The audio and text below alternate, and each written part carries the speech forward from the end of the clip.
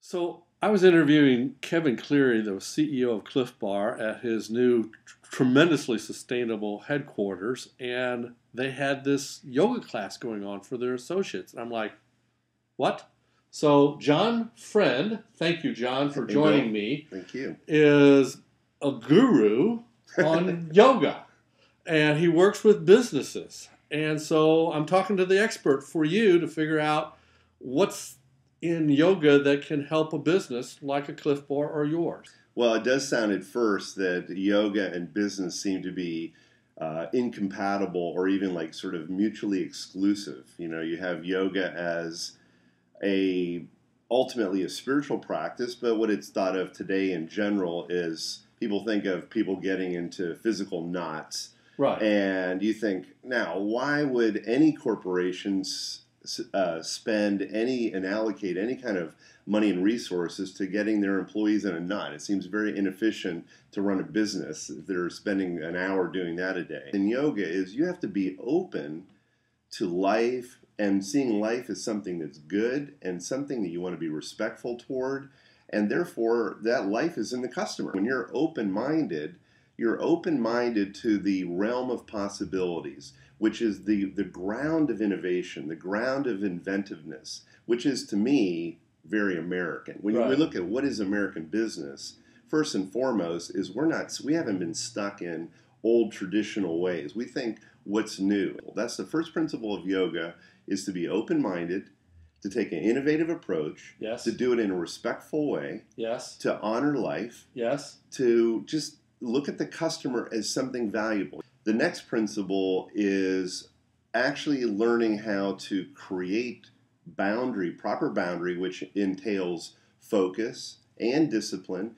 Yoga teaches focus. Yoga teaches mindfulness. It teaches concentration. Mm-hmm. And you do it in little bits of time. Like you can go in, you have your employees gather for 30 minutes, and they're able to very quickly and powerfully learn how to focus. Then that energy can be done in hour blocks. And in 8 hours, you look and see the number of mistakes, it goes down to almost zero. There's another movement out there today. It's called sustainability, going green. It's something that a lot of businesses struggle with. It sounds like the right thing to do, but as a CFO, how do I make this work in my company? Right. Let's put our emphasis on positive energy for the long run, and that will then, it's going to grow the business. That's how you sustain a business. That's how you maintain the quality for a long time to come, is you have to look out for the long term. We don't want to separate so discreetly business from being an ethical human being. Will my actions, the way I'm treating the employees, the way I'm setting up the business plan, how you're treating your customers. Exactly. Is it life enhancing? Does it enhance both others? It isn't just like, again, an intellectual thing. I want to serve people. You have to feel it. So I really integrate breath and physicality with these qualities of the heart and the mind. So it is really spirit, mind, and body integrated. Have you ever done anything like this around green teams? That's a sort of emerging trend in business where they try to get associates together to find ways to reduce waste or emissions. I think very effective practice to get every single person in the company to offer what their mission is and what their ideas are, and always keep an open door to everybody's concepts and suggestions for improvement, and actually then showing them that the management will implement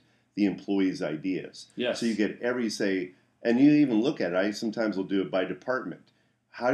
This department, how did you save money for the company in adopting a sustainable practice? Right. And it's kind of like a game, and they think, oh, it's fun. You see, we just did this, and you give them the responsibility of being innovative. And you know what? They take charge of that, and they get a pride, not only individually, but then by the team, the department, and then the whole company is really integrated by every single person in the company. That's yoga's fundamental principles.